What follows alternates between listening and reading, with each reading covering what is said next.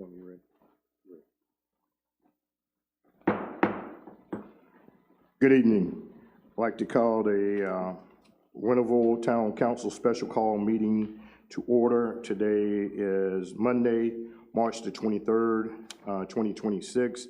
The time now is 6:32.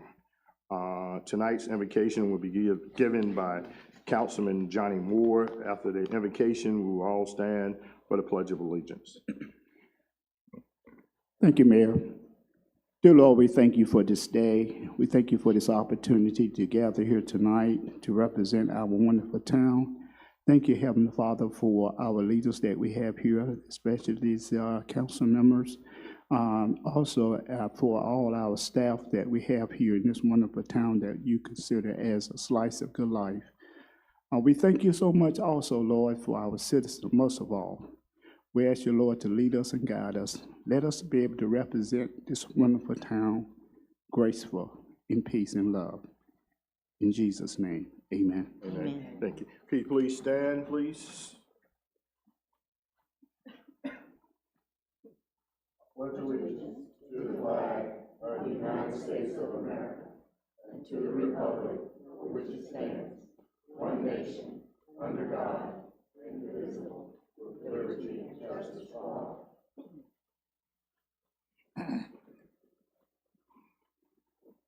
Again, I'd like to welcome everyone here tonight to our special call meeting and all the ones that are watching as well. Next up, we're going to do a roll call and just answer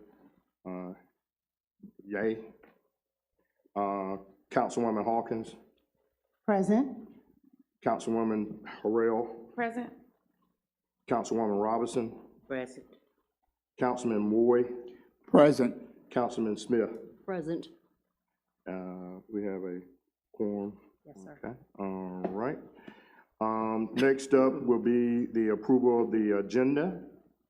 Can I get a motion, or is there any changes to the agenda before? Yes, sir. Okay, all right. I'd like to make a motion to approve the agenda. Second. I have a motion on the floor. The motion was made by Councilman Moore, second by Councilwoman Dr. Brandon Harrell. Any discussion before we move? If not, please vote by raising your right hand. Motion carried. Yeah, motion carried. Unanimous. Okay. All right. Next up is the power cost adjustment. And since the meeting was called by Councilwoman Hawkins, I'm going to defer over to you, Councilwoman Hawkins. Yes, good evening. I called this special meeting because I want to make sure that we are protecting our residents and using our town's resources responsibly. Right now, our town has over $12 million in unassigned funds. This is money set aside for situations just as this. Charging our citizens a power cost adjustment when we have reserves available would place an unnecessary burden on them. It was imperative that we have this special call meeting to explain to the townspeople a way in which we can justify charging them an average of $50. It could be $45, $50, $55, $60, $65, depending upon the kilowatt usage. Before we consider any rate increases, I urge the council to explore alternatives. One, with the use of unassigned funds and other reserves to cover these temporary increases, to consider a gradual or a partial adjustment that would be minimal, and that would be the last resort. I'm here tonight to actually fight to make sure that not a dime is put on the people of Winterville. We have $12,425,450 in unassigned funds. These unassigned funds have been designated for emergency situations. This cold snap or unpredicted natural gas cost is indeed falls under that criteria. And so I will open the floor, but this is the purpose of the special call meeting. And I know we have this packet and all of this packet, and we were just presented this packet. So I'm gonna assume we're going to go through this packet, but if it does not equate a justification for this power cost adjustment, I'm gonna move that we cancel that power cost adjustment and use the $12,425,450 to cover the $766,000. Okay, thank you. Is anyone else who would like to make a comment before we move to a presentation from the town staff? Anyone else have anything they would like to say? I'd just like to say, Councilwoman Hawkins, I do agree that we should provide some type of relief with responsibility. And as a council, we shouldn't shift the burden, we should share it.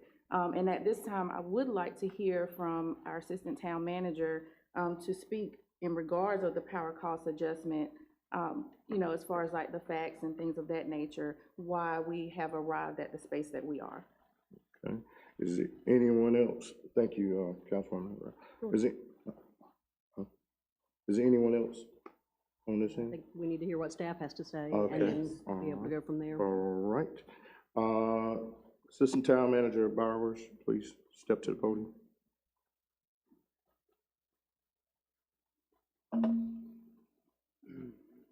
Good evening, Mayor, members of the council.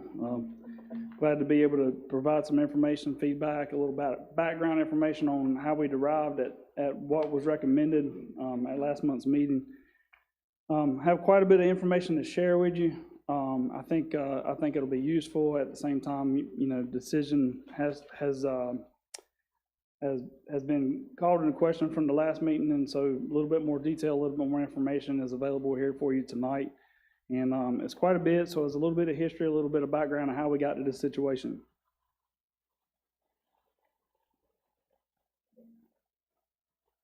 Maybe. All right. All right. So conditions that cause a natural gas spike. Essentially, all of this was started when we had a prices of natural gas spike in January. There were basically two events that happened in late January and early February. The first one was titled Winter Storm Fern. It was a polar vortex event where temperatures were in the single digits and highs in the 20s, a part of a large portion of the country. It was considered a Category 3 major winter storm with blizzard conditions in many states, including North Carolina. The event extended from January 23rd to the 27th, followed by another major snowstorm, Winter Storm Gianna, the following week from January 30th through February 1st. So the regions of the country that were affected were the Southeast, South, Mid-Atlantic, Midwest, Ohio Valley, New England, even portions of course, Canada, with it being so far north. In the United States, the event covered 13 states, and the average state saw 1 to 2 feet of snow. Obviously, it was more than that in some areas. There were over 1 million outages, power outages occurred during the event. And so all that to culminate to this, a result of the cold weather created a loss of natural gas production, and it reduced the available supply at a time of high demand, causing the price to reach $135 per MMBTU, and that's a million British thermal unit, MMBTU. So current natural gas prices, the war in Iran, you would think was having an effect on it. I heard over the weekend that one of their natural gas refineries was affected by the war. However, I spoke with Carolina Power Partners today, and as of right now, nothing with the war has affected natural gas domestic prices. While it has affected motor fuel and diesel, it has not affected natural gas. So currently, our natural gas prices are remaining low. As you saw earlier, we hit a spike of 135 per MMBTU. We're currently running around $2.75 to $3 per MMBTU. So that kind of gives you an idea of how high it went back in January. And this is a result of increased production in the United States, and it resulted also in the United States exporting natural gas. So we have a lot of natural gas domestically at the moment. So the global impact, this is from EIA, the U.S. Energy Information Agency. The massive increases in U.S. supply paired with upcoming new projects is expected to create potential global natural gas glut. So we're going to have, which could potentially reduce prices in years to come. I say that because when we think about how we get our energy, the way we get energy is through natural gas and our power plant it converts the natural gas into electricity. So the rise in temperatures associated with seasonal changes has also reduced the demand on the system. The contract terms, currently the town of Winterville has a contract with Carolina Power Partners. They own a natural gas fueled energy plant in Kings Mountain, North Carolina. The contract began in January 1st of 2018 and runs through December 31st of 2038. So quite a long contract, right in the middle of it. Natural gas is considered the least expensive, uninterruptible source of energy production. So we're in a contract that's as far as when we look to the future, we're in a contract that puts the town of Winterville in a pretty good position. We don't have to deal with some of the issues that come along with solar or coal or wind, and also nuclear is very expensive. So, so how natural gas prices are affected by how they affect our purchase for resale. There are two components that affect the price that the town of Winterville pays for wholesale power. The cost of production. Again, we're converting the natural gas, which is purchased to convert to electricity through our power plant. And then also energy purchase off the wholesale market. For example, if the power plant is down, our contract allows Carolina Power Partners to buy off the market to make up the different sort of loss associated with the plant being down. Then the next component is transmission. So the energy is generated in the western part of the state in the mountains of North Carolina, and then we have to get it to Winterville, and that's done through two methods. Essentially, the energy is dumped on the grid. There's metering points there, there's metering points here, and Duke Transmission is the system that we use to get the energy from Kings Mountain to Greenville, and then from Greenville we use GUC, Greenville Utilities Commission, to get the electricity through Greenville into Winterville.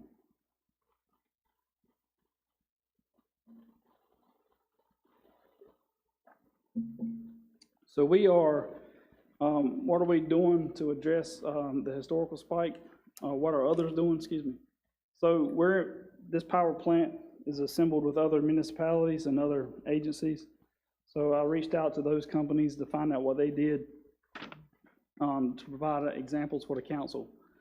Greenwood, South Carolina deferred rate increases, and that amount is to be determined. And they used rate stabilization funds that is funded with a base power cost adjustment. So they will be looking, as they move into their budget process, to increase their power cost adjustment rate as they move forward. New River Power and Lights in Boone, North Carolina, standing power cost adjustment that was increased in March. So they increased their rate in March. I wasn't able to get the exact amount, unfortunately. McCormick, South Carolina, they're another member entity. They had a 3-cent per kilowatt hour power cost adjustment. Theirs is going to be rolled into next year's budget as a continuing rate increase with no sunset. Currently, ours is scheduled to sunset July 1st. Concord, North Carolina, according to Their website, Concord has a 3% rate increase in their power cost adjustment.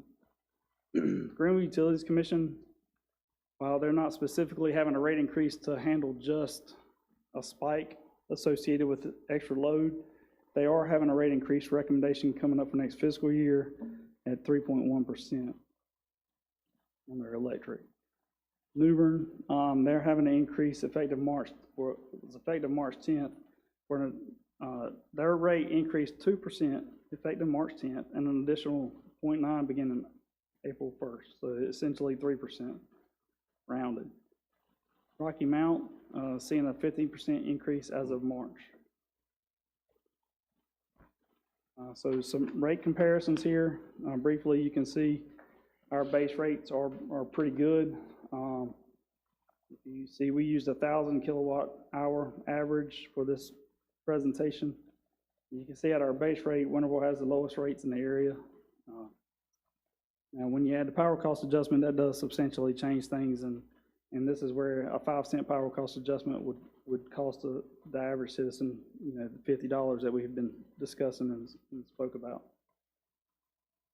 Of course, if the customer does not use 1,000, they use 800, that would equate to a lower amount for the power cost adjustment rate.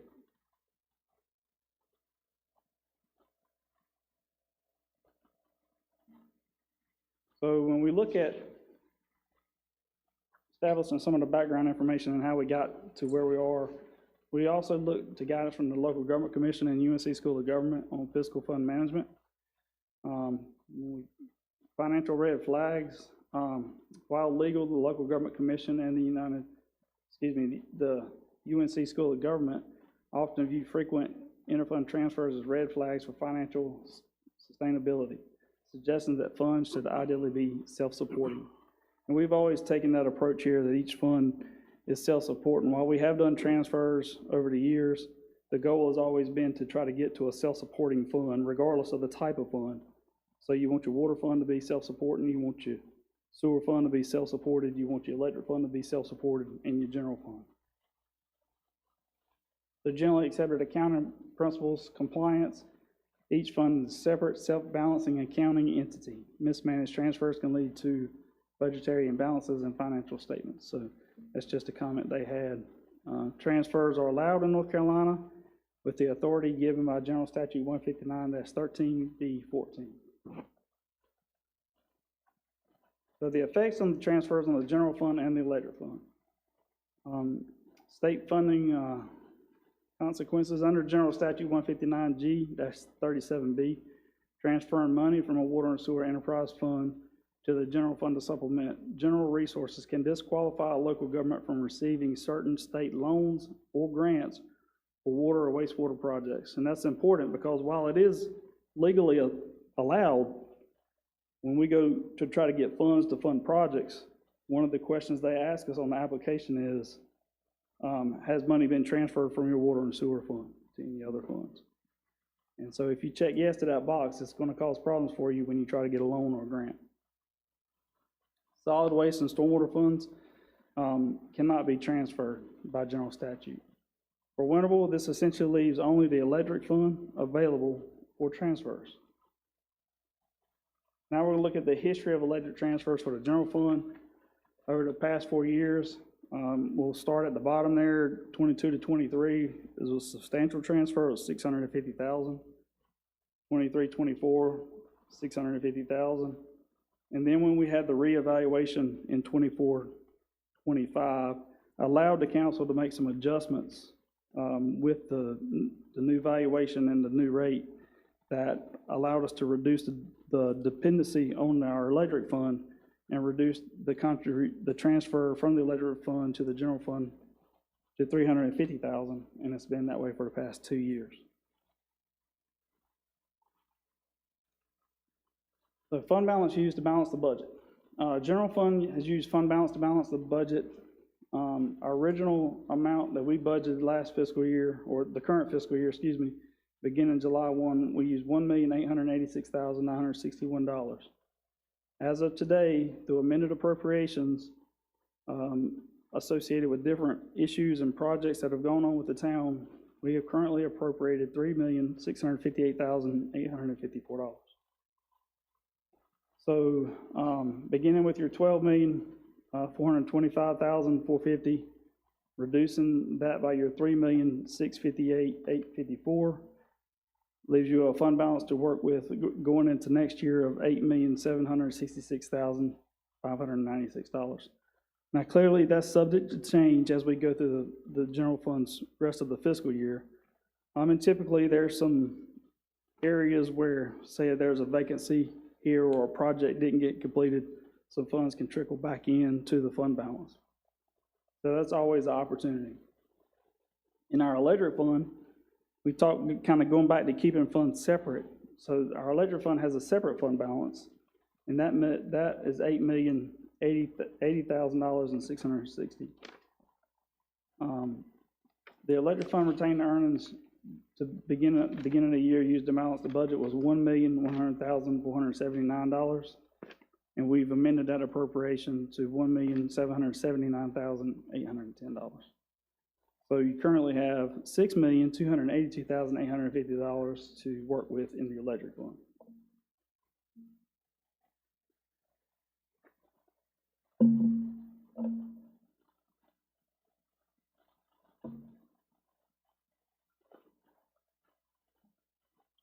So as of month end, February 28, 2026, our electric fund expenditures were $6,516,091, and our electric fund revenues were $5,599,223. So we're currently at a loss of $916,867 in our electric fund.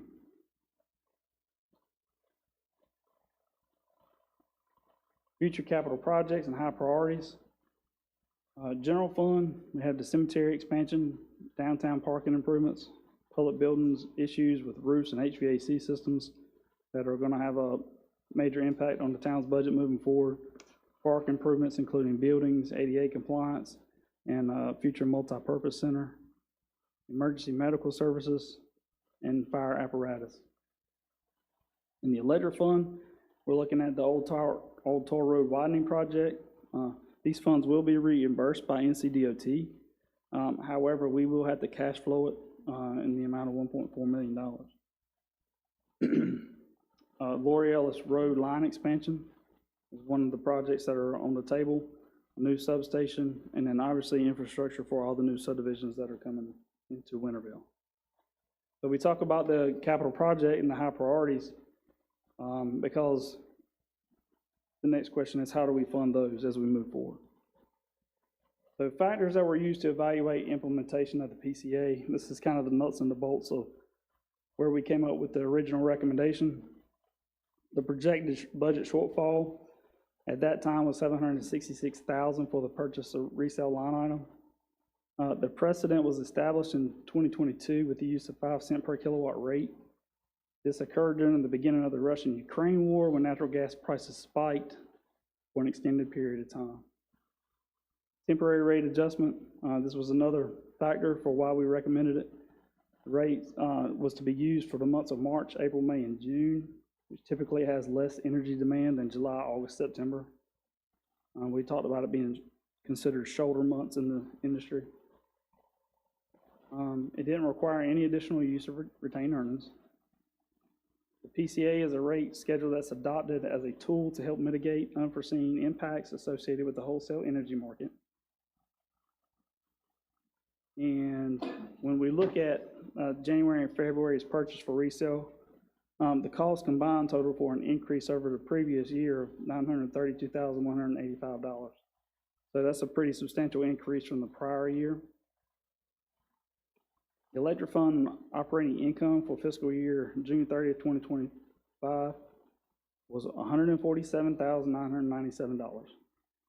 Our change in our electric fund net position as of June 30th, 2025 was $49,644. So small change there. So we look at our PCA history. We've used it one time in its existence. We had, under its current model, we had a 5 cent per kilowatt hour increase beginning in October 28, 2022. That ran for 6 billing cycles. And cycle 2 mirrors that. Basically, one cycle is at the beginning of the month and one cycle is at the middle. We reduced it after those 6 billing cycles to 2.5 cents per kilowatt hour for cycle 1, beginning in April, and we left it there for 3 months. We then reduced it to 1.5 cents per kilowatt hour beginning in July, and that was billed at 1.5 cents for 12 billing cycles. So that was a lot of information in a short period of time. I know that when you look at these factors that went into how we got to the decision that was made and was presented, you can see we didn't make a ton of money last fiscal year, and so there was precedent that had been made previously with the rate. And with that being said, that's kind of how we came to the conclusion that the recommendation was going to be 5 cents for a short period of time before the peak summer season hit, causing a high energy usage. Anthony, I have one clarification question. Does the Local Government Commission consider a transfer from general fund balance to, let's say, any of the enterprise funds the same as the reverse? Yes, you can. The general statute doesn't define which way it goes. It is permissible. However, typically any conversation or any class you go to the School of Government or any conversation you have with the Local Government Commission, they straight up tell you they want each fund to be self-sufficient. I just wanted to reiterate that. Thank you. I want to make sure that I'm following correctly. So the June 30, 2025. Did I turn that off? I did. I'm sorry. Stated our fund balance was $12,425,000, but after all that has occurred this year with over $3 million in appropriation, that balance is more $8,766,596. Correct. And if I recall correctly, at our last meeting, we had a stormwater assessment inventory brought to us that had almost $6 million of stormwater assessment projects that are forthcoming that we will need either to finance or get grants or some kind of funding. And so all these monies being in order are important to those processes. So we do have a different stormwater fund, but you will see that, next month we're bringing the sewer fund. So each fund has a list of capital projects and a list of issues. I've mostly spoke about general fund and electric fund because that's ideally our transfer between one to the other. And if we're going to use fund balance, whatever priority is set for the use of fund balance, just understand that one's going to affect the other. And if you it's going to have a trickle-down effect over time. As you see, if you see on the screen now, you'll see that on the chart on the right, this reflects the use of fund balance over time. So back in 22-23, we used 1.3 million. 23-24, we used 1.8 million in the general fund. 24-25, we used 2.2 million to balance the fund, and so far this year in 25-26, we're already at 3,658,000. So the trend there is that we're using more and more to just establish a baseline of where we've been and where we are currently. To balance our budget each year, we're using from the fund balance. Correct. Okay. And yes, the stormwater, that's a different fund, but my point being, we are currently also in the process of, our staff has really good long-range vision. We are in the process of acquiring land for future water towers, pump stations, recreation, also very costly. But without doing those types of things, and some of that does utilize fund balance sometimes, and correct me if I misspeak, Mr. Bowers or Ms. Manning, we might have to do debt service, but right now we're trying to avoid some of those things, and we're hoping, I know that oftentimes we speak about some very lofty goals and in the future a recreation center, things like that, and we have been brought some numbers on that, which are very lofty, and being in good financial standing all the way around is very important for us to reach these long-range goals, and being able to be financially stable and to have monies available in serious emergency situations, and to be able to plan for our continued growth, auxiliary emergency services, whether it's on the west side of town or other places. All these are very costly, which was our concern, well, my concern, I can't speak for the entire board, with dipping into fund balance. We knew this was an anomaly, and it was a very short-term inconvenience for all of us as residents, a slight increase in our per kilowatt usage for the next 4 months. And that helped to drive my decision to help to support the temporary power cost adjustment. Did I misspeak anything? Anybody want to clarify? I just got a question. What is the customer base for? So we have 3,407 electric customers, is that right? Yeah. That's residential. That's residential. That's residential, right? No, 3,000, Okay. 3,704. What did I say? Well, just residential is 3,600, 3,600. roughly. And also, too, can you explain to the general public the systems that we have coming into Winterville? We have how many different systems that feed Different electricity? utility companies Yeah, that provide services in our Yes. Winterville city limits. Yes. So we have GUC provide electricity in Winterville. We have the town of Winterville providing electricity.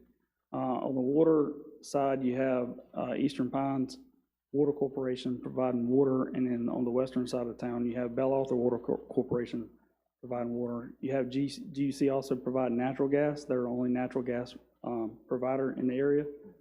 And that's it. So we don't have any competing sewer entities. Okay, so I would like to just add, you just gave a broad presentation, right? And so now we're explicitly sharing with the public why we have arrived at having them pay a power cost adjustment. You shared what had occurred and naming 2 storms, and I don't believe we were directly hit to that effect of those storms that were named. We also had a menagerie of funding and things, and we keep including the multi-purpose center, right? When we have not added that into the budget, we added $25,000, and before that, we added $50,000, which was on hold until the budget is at a rate where we can add that $50,000, right? So when we're talking about a budget of $12 million and now $8 million, when we learned about a cost of an appropriation of $3.6 million, that still does not justify. So when we continuously keep saying, well, we're getting the multi-purpose, we've been talking about the multi-purpose center for 21 years. So let's stop adding that in, because we've made not any moves towards that.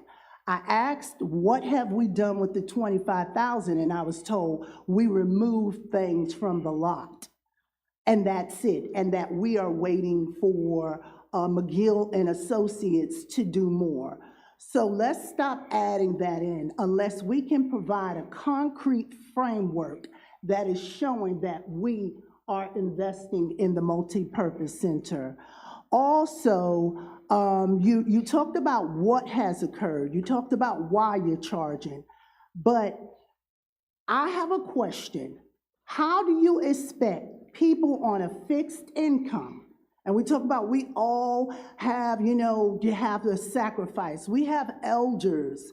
We have single parents. We have everyday working people. We have people who cannot even make ends meet, right? And their income does not compare with ours up here, some of them, and they do not compare with a town manager or assistant town manager. So when we want to compare, it is not equitable, right? We have people that are on a fixed income, and then when we talk about and we show different towns in comparison, when we talk about Greenville has close to 90,000 people. Winterville has 11,000. We talk about Concord, North Carolina, that's 115,000 people. We have 11,000. We talk about Boone, North Carolina, that's 20,000. We talk about Rocky Mount, that's 54,000. Newbern, 33,000. We talk about Farmville, that's 4,000. And McCormick is 2,000. We've not talked about a town that is equitable to Winterville. I'm hearing, a lot of, in the presentation, I appreciate it, but it still does not justify us adding a power cost adjustment when we're amidst a war. We have gas that is going close to $4. We have people trying to buy food. This is the absolute worst time to add to the people. For me, this is insult to injury, and we cannot excuse our way out of it. This should not even be a discussion. There is no excuse. And if we have 8 million, what was that figure that we just came up with? It still does not justify the 766,000 that is going to be put on the people. I have a statute, North Carolina General Statute 159-26, says that we need to operate proper acting systems, and as the fiduciary's duty, we need to limit shifting financial shortfalls to the people and to the public. And when we talk about, well, we gotta get this, and we're getting these different systems, and we're getting this put in, you know why we're getting it? Because when developers come in, we're welcoming everybody. Come on into Winterville, we're growing. But we are not aligning the infrastructure in a way in which, a comprehensive way where we look and see, could we continue to let them come in without them providing any incentives? So we're having this congestion and strain on the sewer and the water and the recycling and everything else because we're welcome, come on right on into Winterville. And we continuously compare Winterville with Greenville. Greenville is close to 100,000 people. Greenville is aligning their infrastructure to meet those needs. We are just at 11,000. There is no justification in this, and let's take the multi-purpose center off the table because we've not done anything. What I tell you we can do is we can begin streamlining internal processes so less money is spent on administrative costs.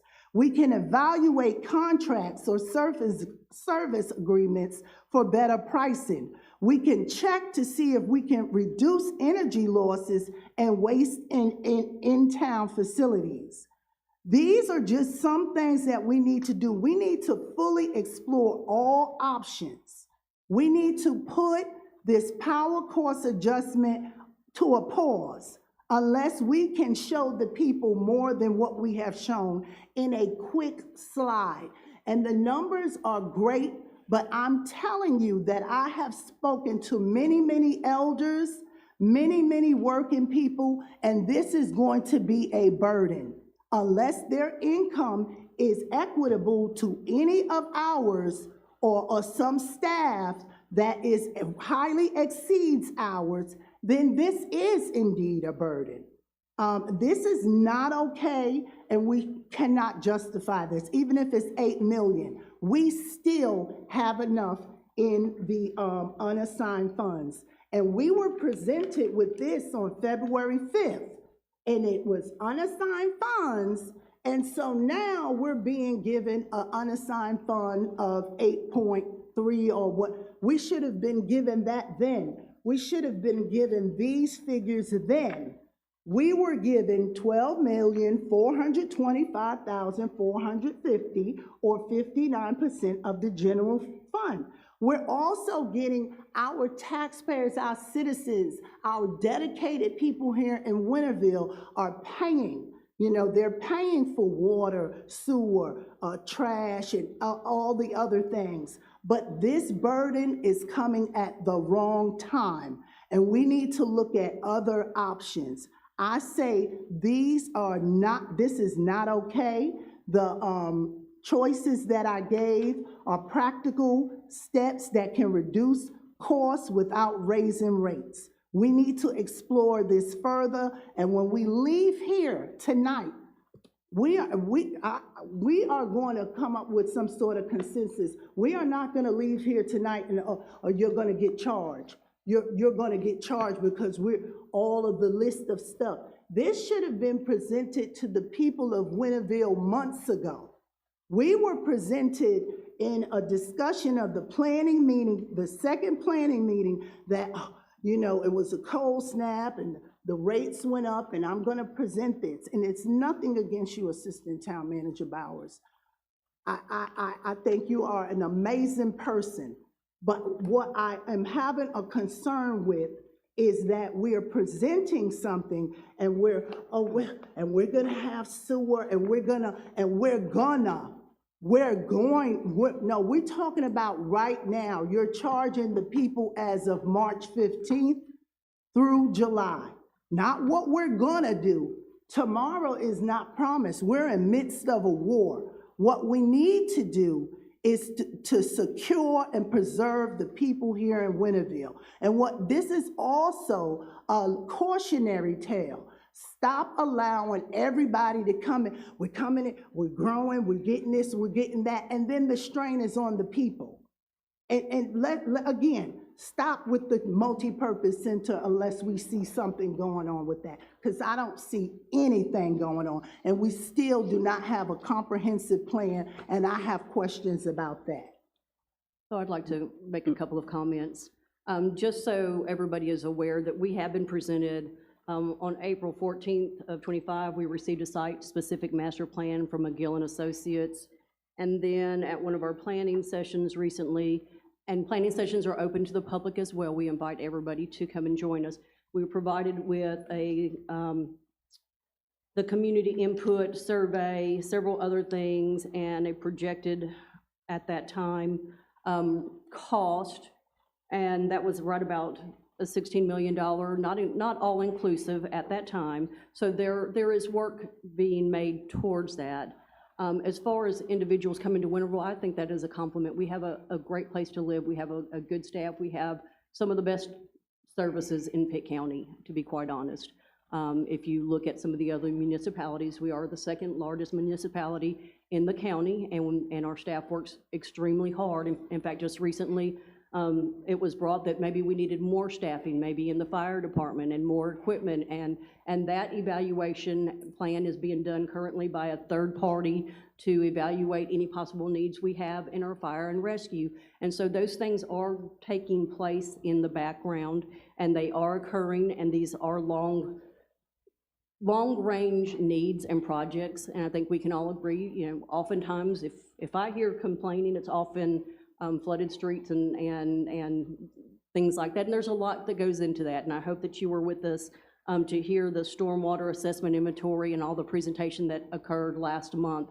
It's a very complicated process. It takes time, and it takes a lot of funding, and planning long range, as I stated, you know, we have that. We have the land acquisition for, as we have more people want to join our community, to be able to provide them the amenities, the recreation, auxiliary emergency fire rescue sites. As we all know, if you're homeowners and you pay homeowner insurance, The further you are from a police or fire or fire hydrant, your insurance is more expensive. And I will commend staff, and it is not just myself, but each individual, whether it was the auditor, the individuals from Rivers and Associates who came and did this, stormwater assessment, McGill and Associates who came and did, the recreation, everybody has commended our council and our staff on long-range planning and financial prudence, and all of these things being in place help us, and again, correct me at any point, staff, if I misspeak, when we go to hopefully acquire grants for some of these projects that are very costly, that we obviously do not have the money to take care of ourselves even now, these things help us in the scoring for grants and possibly loans that may be zero interest and things like that. So all of these pieces come together, and I welcome staff or anybody else who would like to contribute.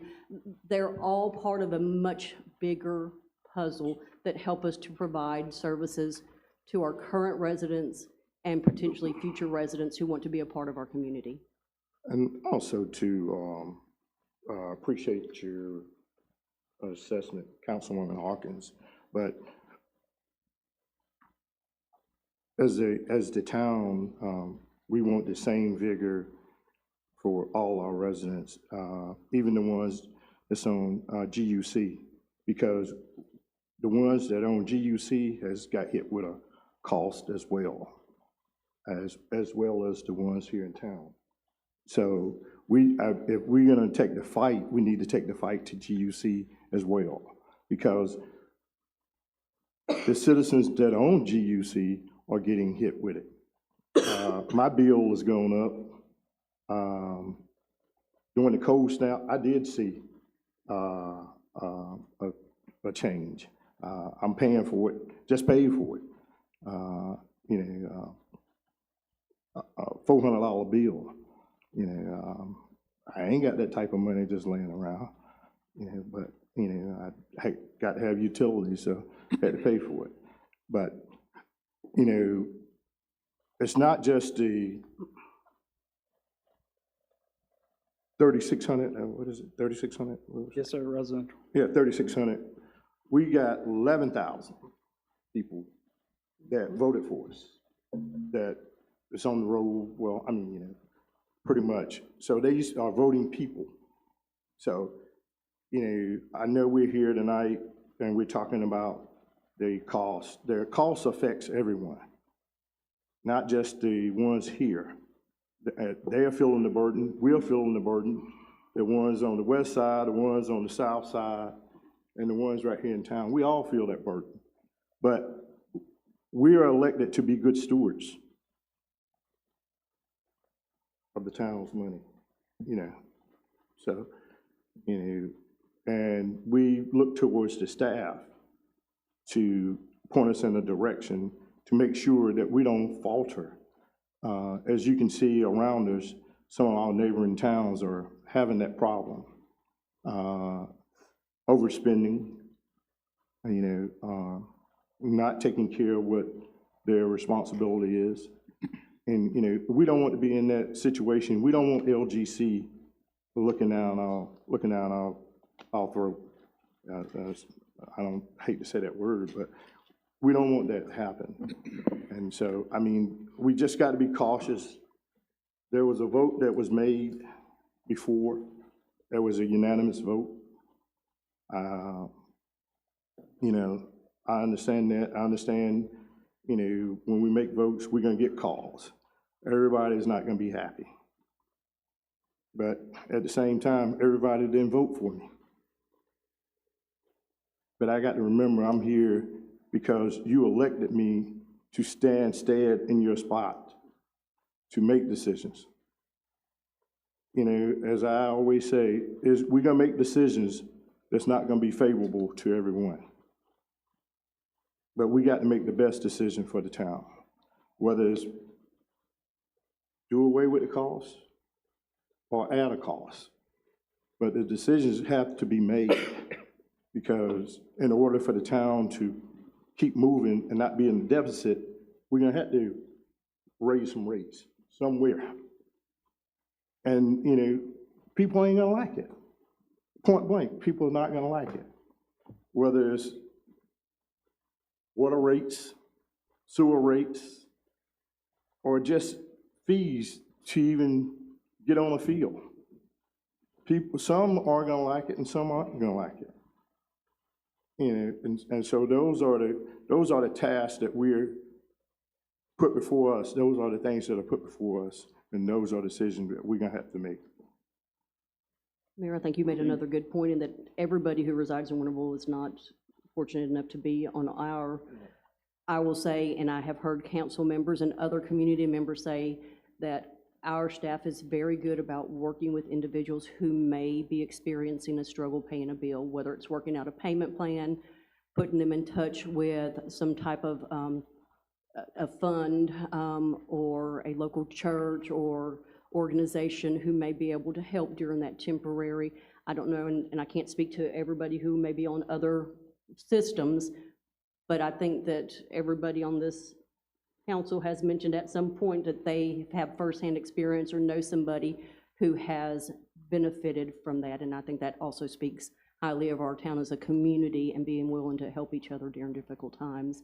And I say that to say that if you find that that would be the case for you, to please reach out to town and to staff and see what they might be able to do.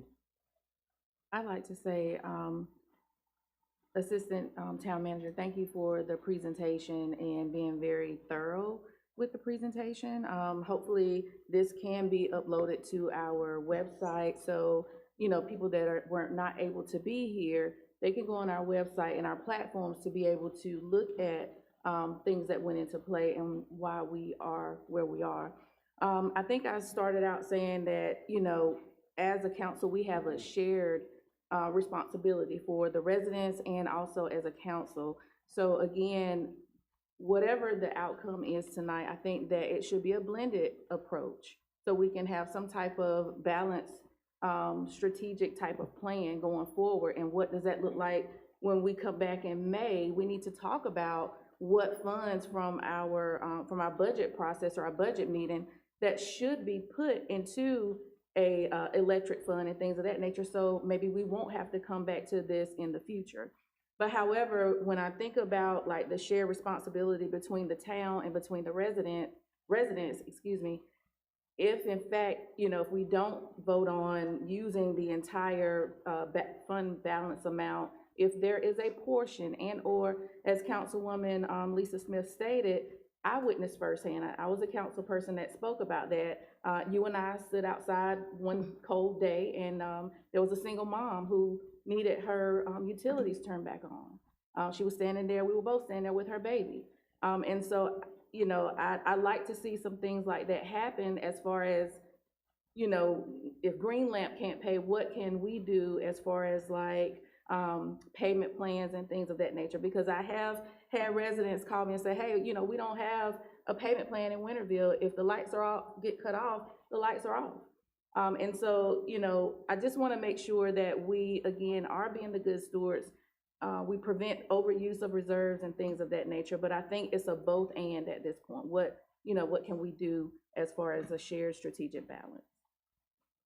I'd like to say that in looking at this power cost adjustment, we must keep in mind that there are state regulations as to how we can use the tax money that's generated in our community. And the developers and people that come in and build houses and things, they pay fees to cover the extra weight that they're putting on our town resources. And we also have received some money for sewer through the efforts of our mayor, and those things are very important to us. I have been involved in several cases where people were having trouble paying their utilities.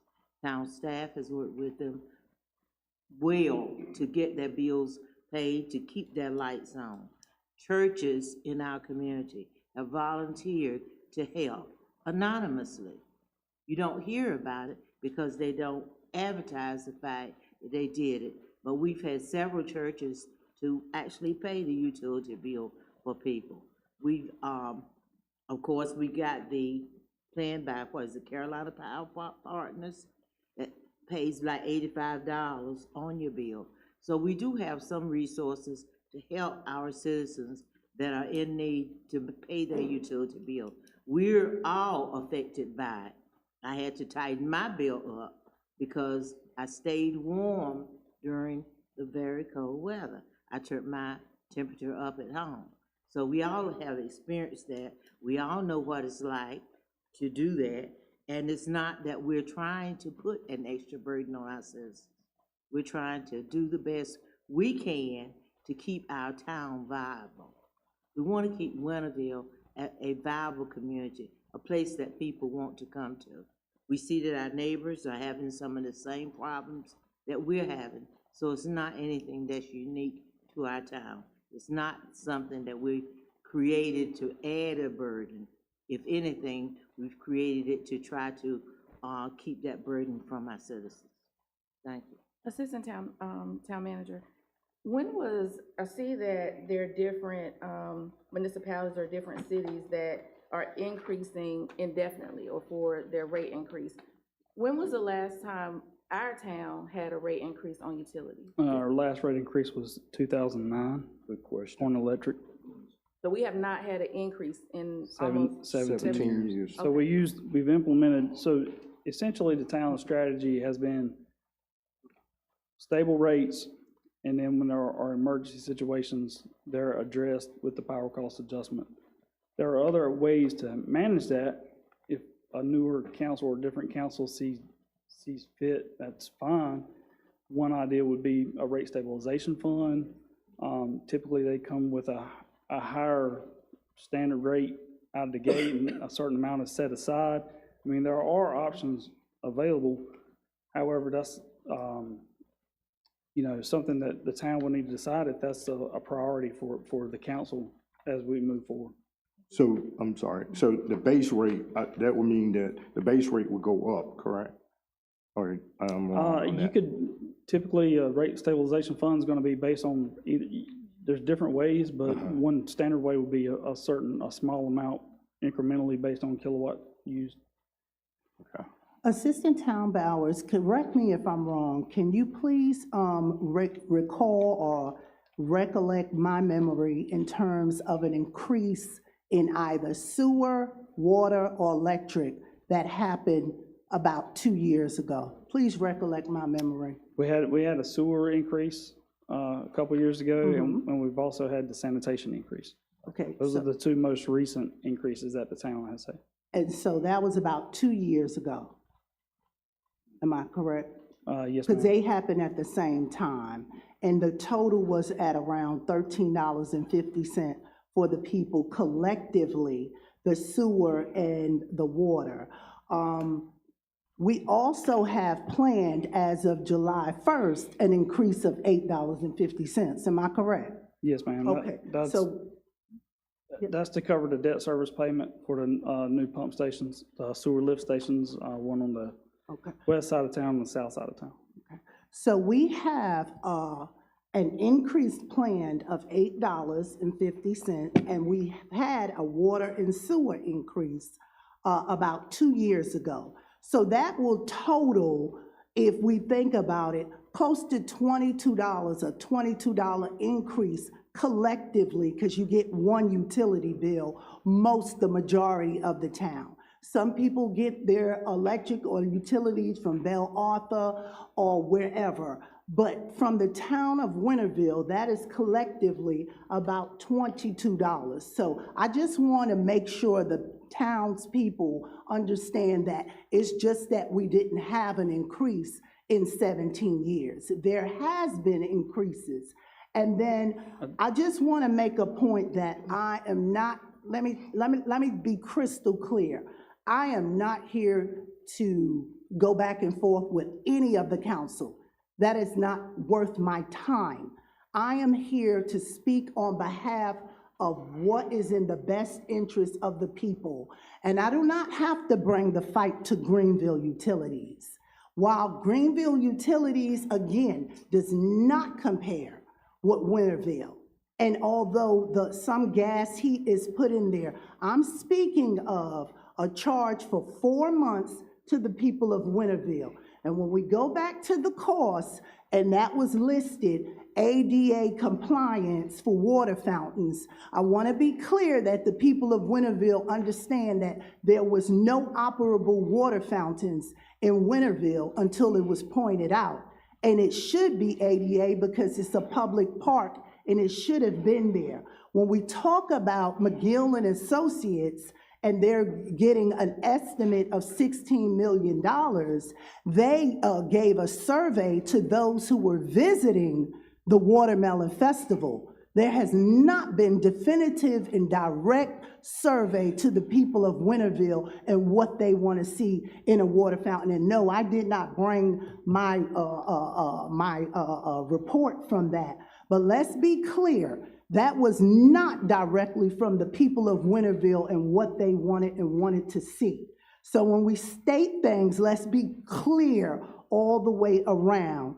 And again, with us now knowing that we have a budget of over $8 million, charging the people of Winterville for 4 months midst the war, 4 months midst their gas going up, is a hardship on them. And we're saying, oh, well, they can get help, or let them get some help. That is like leading somebody to a hole and letting them fall in the hole and then saying, okay, we're gonna help you out. You already know you're going to put a hardship on them, and while if we're up here okay with having a hardship, that's fine. But when the people of Winterville who cannot make ends meet have a hardship, that is not okay. We're willfully and knowingly, we're going to place a hardship on them based on what we want. And I can go on, but honestly, I'm appalled that we are sitting here justifying this. And yes, it was a unanimous vote. It was a unanimous vote because for myself, I have voted against every increase. And I vote against most of the developers coming in here. And like I said, when you have developers coming in and you're going to have future restraints on the people while you are getting more people and more population. Oh, they love to come to Winterville. Yes, they love to come to Winterville, but let's take care of those and preserve those who are at Winterville. And then we direct stuff to the staff. That's great, and we should expect a great staff. And we appreciate the staff, but as town council, it is my right and my responsibility and the oath that I took to stand and speak on behalf of the people of Winterville. And nothing that I'm saying is wrong. We should not, we're gonna lead you to the hole, and everybody gotta fall down the hole, and we're gonna get churches, and we're gonna get different people to help you. Why? We have unassigned funds. And when I talked about the $12.4 million during the second planning meeting and was asking for funding for the fire department, I was told, okay, we're gonna wait. We're gonna wait until the budget meeting to ask about that. And I gave a comprehensive plan of their needs, and we're gonna wait for that. But now the budget goes down to 8-point-something million, and then we're having a dip from that. $766,000 is less than $1 million. I think the town owes it to the people to see and find other options. And you know what? I can sleep better at night fighting for what's right instead of fighting for what I don't want to be right. I want to do what's right. Thank you, but Councilwoman Hawkins, I don't know whether what Councilwoman Harrell was saying. I'm just wanting for clarification, because what you said was that we had a rate increase, but Councilwoman Harrell was saying it's the utility part of it. Electric part of it. You were saying that you included that, but she was talking about the electric part was done in 2017. 2009.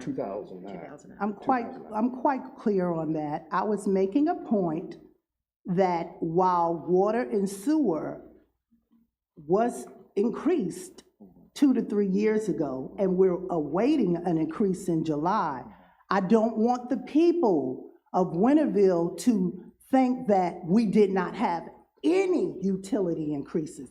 Electric Okay. is different from sewer and water. Those are also utilities. So I wanted, that was the Okay, point. I was just trying to make sure that, because when you said it sounded like it was like we had, but she was speaking to the electric. Right, But- so if I, That's what I was saying. so if I said utility, correction, Right. I was asking about electric. Electric, right, yeah. That's So, what I want to make sure. just to be clear, sewer and water is utility, and Dr. Harrell was asking specifically about electric. correct. And so we are also awaiting an increase of, is it $8.50? Yes, on the sewer. Okay, on sewer, we're waiting the $8.50 on the sewer, and we had sewer and water the other year of an increase Correct. too. Okay. If I could, just for clarification, it was sewer and garbage. Sewer and sanitation. Sanitation. Yeah. Sanitation. Just to make sure. it's Sure, sewer for and sanitation, sewer and sanitation. Sewer and sanitation were the most recent. Yes. And then of course, we had the power cost adjustment mixed in, and then we're also looking at the $8 to $8.50 associated with the debt service payment that's coming due next year. That's not been approved. That is anticipated to be recommended in the new budget. In which I'm gonna vote down. But the power cost adjustment, did we have a previous power cost adjustment? In 2022, So we had a power cost adjustment, sewer, and the trash, we had that, and then now we're gonna have this. I just wanna be clear. So- It's not like we have not had a power cost adjustment, and we have not had an increase. What I'm saying is, there is right now currently strain on the public, the citizens. It is strain on every household, and we cannot say, well, because of what we're gonna do, we're gonna put this strain on you. We've put the strain on you before, and then while you're strained, we're gonna help you. We're gonna help y'all, but we're gonna, in good conscience, put a strain on you. I'm totally objecting that. And yes, I voted for it. Yes, I did. And like I said, I'm tired of having to do a struggle for what I deem is right. And what I deem is right is what I deem is right. And it does not have to go along with everybody, but this back and forth, this is not personal to me. Like, don't, the tit for tat where you said this, so I'm gonna point that out, but point out fact, point it out, and point it out fully and accurate. We are putting an additional burden on the people and then saying, we can help you, and then giving them an increase on a sewer right after they finish doing this power cost adjustment. Thank That's you. not right. Thank you. Councilman Moy. Yes, I'd like to say that the first time I heard about this increase was at the review meeting.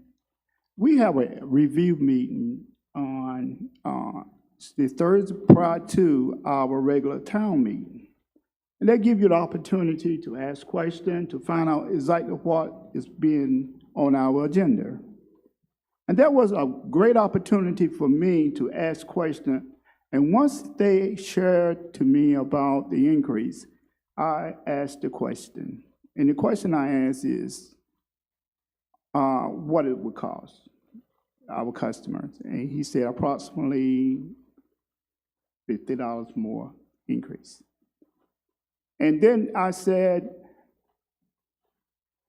is there any other way that we can help or even share the cost? And that was my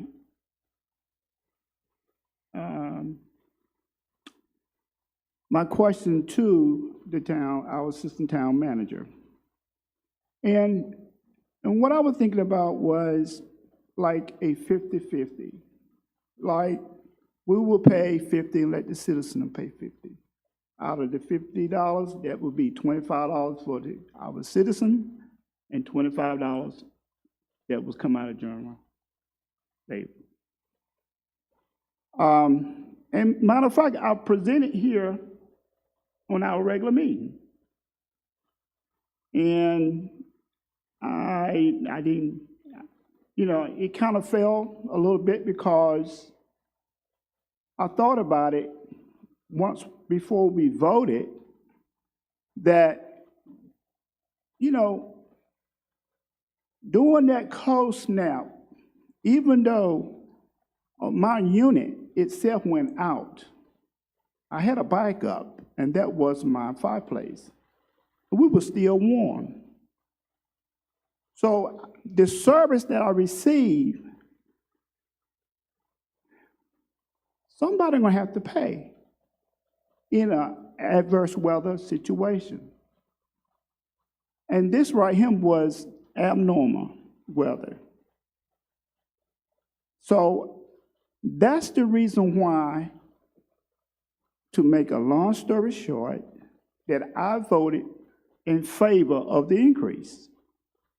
That if for a short period, only until July the 1st, and then after that, it should go back to the normal rate.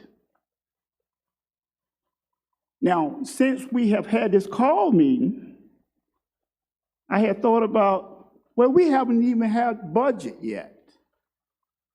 Now, is that a chance? And I don't want to mislead our citizen at all. There's a chance that we might have an increase during budget, because the rates, like you just stated, has not been increased since 2009. This is 2026. We have been very blessed. And I'm saying this because, yes, I have been on the board. I have witnessed it. I have lived in this town. It not only affects some of our citizens, it affects all of us that lives in the town of Winterville. So I say like I did on our last meeting, what I'm gonna have to do is I'm gonna have to cut back on something to make it happen. And it sounds comical, and you might say, well, that's you. But yes, I'm just sharing to you what I'm planning on doing. Because I'm gonna have to make it happen some way, somehow, for the next couple months on this increase. Like I said, I don't know whether or not we're going to have an increase when we have budget. Don't know. The cost of everything going up, and it's still rising. I mean, I don't know what we need to do. If we go into our savings, if we keep going to the savings, we can go into the savings for the sewer rates. If we keep right on doing what we're doing right now, water rates, if you keep right on going and getting money out of that saving constantly, that's what I thought about. What you gonna have left when you really, really need it? Yes, I think that this adverse weather, at this time, we can use some help. And that's the reason why I presented a 50-50 cost. Share the cost. We had, during that conversation, we did have, the question was asked, what would it be? We had run some preliminary numbers. It was for each cent that it was reduced by, the options were given basically, essentially $140,000 for each cent that the PCA was reduced. So when you were having that conversation, that was floated as part of what the impact would be for each cent that was presented on the kilowatt hour rate. So it was about 140, 150, somewhere in that range, $140,000, $150,000 per cent on the PCA adjustment. So that was the conversation, the question you asked me during the previous meeting.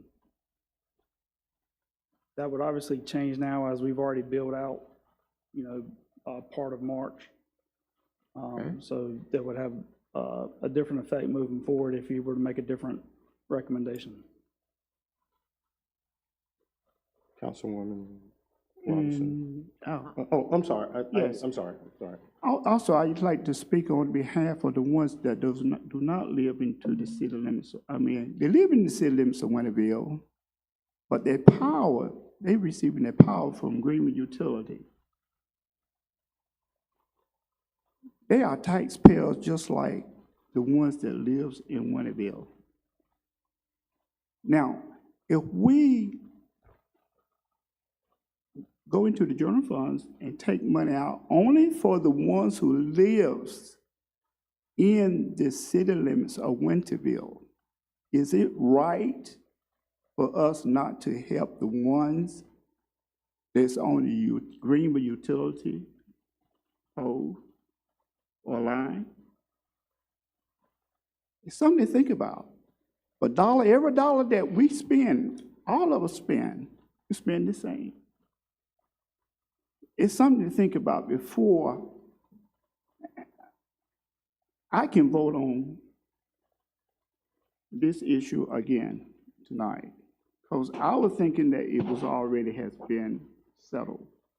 Because like the mayor said earlier, it was unanimous, 5-0.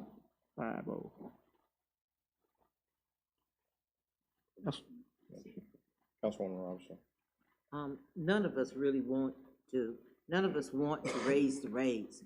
We would all be open to an alternative if we could. But at this point in time, we don't feel that there is another alternative for it. And that's why we voted to raise the rates. All right.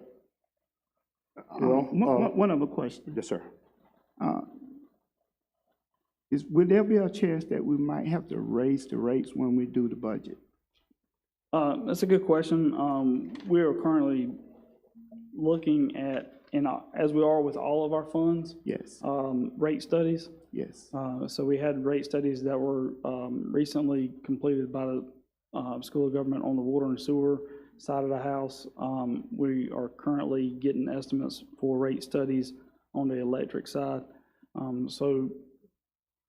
All of this is kind of coming together. I don't know that we'll have that study back in time for the budget this year, but all of those studies are in the works. They do take a lot of time and resources. But before we were to make any kind of recommendation, we would certainly have a thorough analysis of each fund done, completed by outside engineers that are basically independent. Basically, essentially looking at the fund and the health of the fund and capital projects that are associated with future costs and how that affects the overall rate structure. So those studies are in the works. Okay, so it's a good possibility then that we will not have an increase this. Probably not this, I mean, fiscal we're year. not gonna have, unless something pops out in between now and the time we make a recommendation on the budget that we don't anticipate, essentially, we're not looking to make a recommendation this year for electric rate increase. Unless we have a policy for time limits on council persons speaking, I would ask that I'm allowed to finish speaking before I hear a thank you. We do not have a policy on time limit speaking, and I'm speaking on behalf of this special called meeting. In regards to cutting costs, we need to cut costs on overtime, travel, training budgets, supplies and equipments that are not critical, consulting and non-essential contracts. We need to cut costs on festivals, parades. We need to cut costs on sponsorships and having different people come in unless it's critical need. We need to cut costs on non-critical maintenance upgrades. We need to cut costs on getting new vehicles, equipments, and things that are not necessary and that are not the full benefit of the people of Winterville. And again, this is not, a easy, I said it, and so we're gonna do it. This deserves conversation and deliberation, and this is what is happening tonight. And there was an option given. Councilman Moy just had a discussion with regards to if the percent or the cent is reduced, and Assistant Town Manager Bowers said that that would be $140-something thousand. I'm not writing down every single inch of a dialogue, but there is a way. For me, it should be zero. But to have a vote up here for us to walk out of here still charging the people of Winterville for what we say we're gonna do and things that have not already been done is a shame. It is a shame.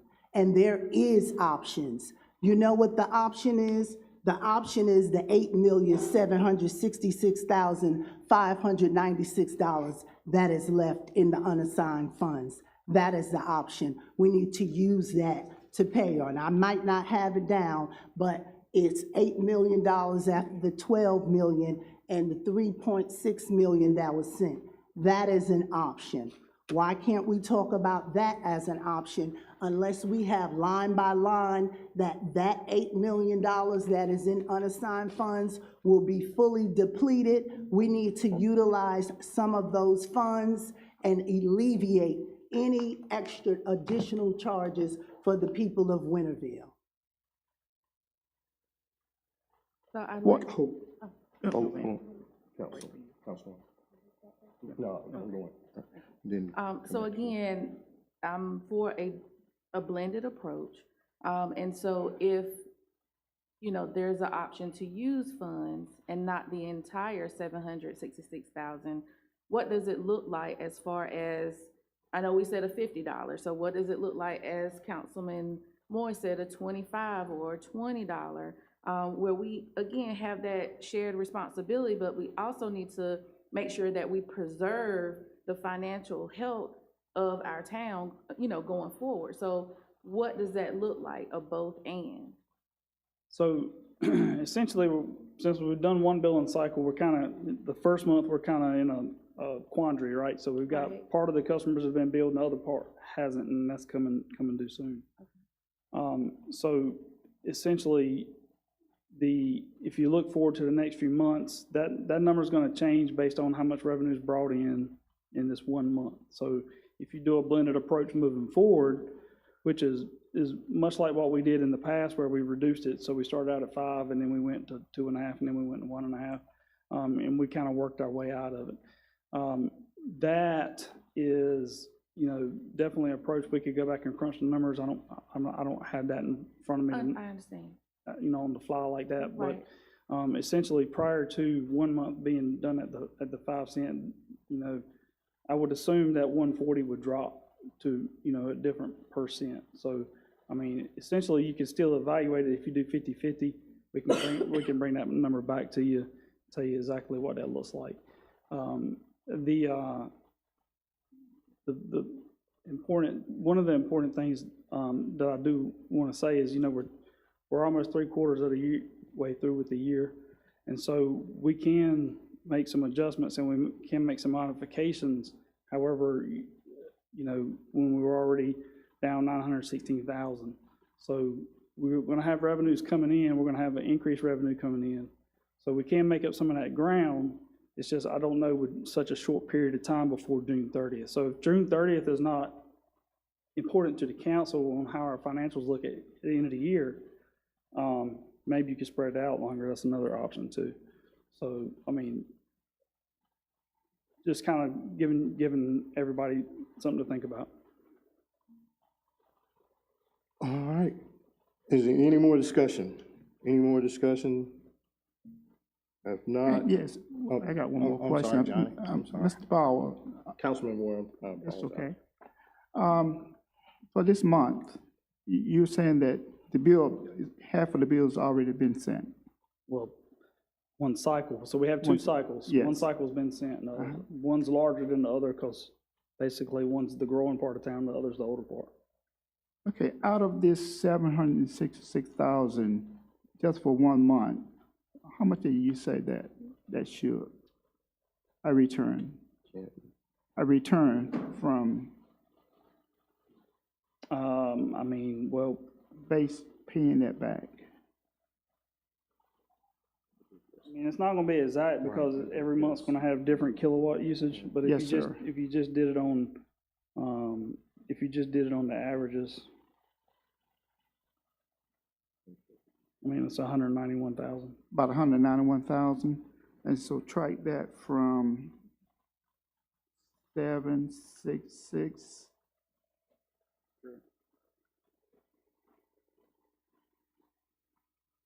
That leaves, still leaves a definite 775,000. Okay.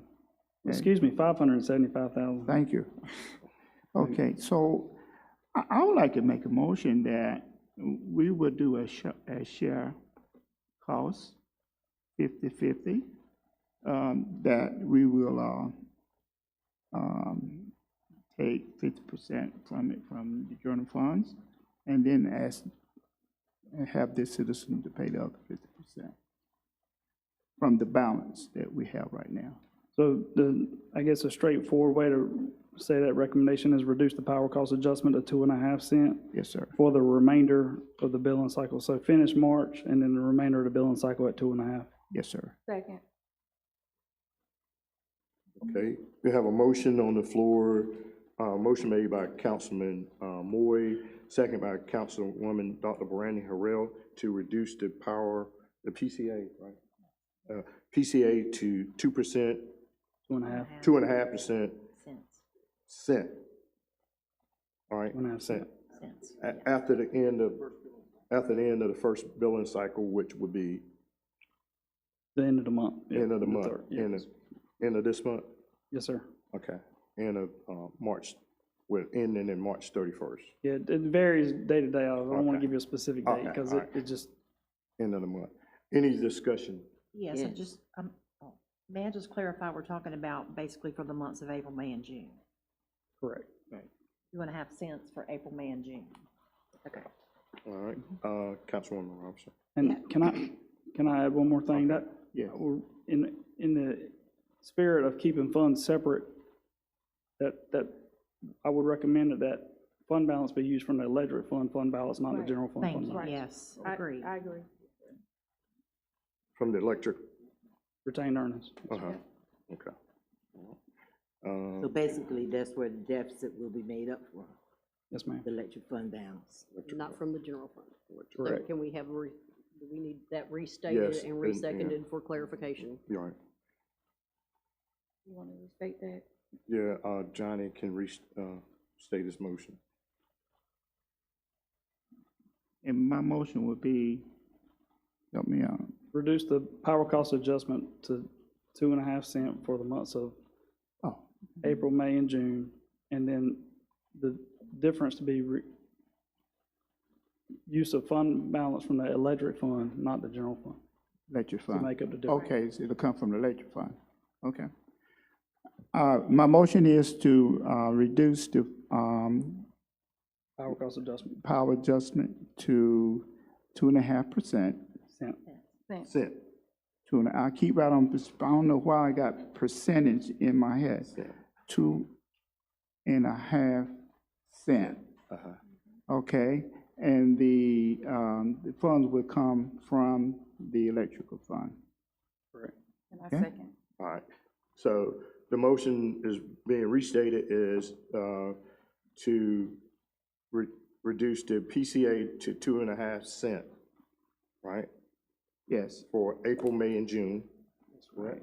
April, May, and June, to come from the electric, The balance to come from, the balance come from the electric fund. All right, now, any discussion, anybody have any discussion? Yes, what I want to say is I wanted to walk away with the 0, but the 2.5 cent is an additional option. It will still bring a burden, but it won't be like a full-blown burden. This council is not readily prepared to vote for 0 on the people. And this is a doable negotiation. Again, if it was up to me, it would be none, but we did have an option, and I'm agreeable to that. Any more discussions? Any? If not, please vote by raising your right hand, please. Motion carried now. All right. Can I get a motion to adjourn? So moved. I make a motion that we adjourn this special call meeting. Second. I have a motion made by Councilwoman Hawkins, second by Councilwoman Dr. Brandon Harrell, to adjourn this special call meeting. All vote by saying aye. Aye. Opposed? Motion adjourned. Meeting adjourned. Oh.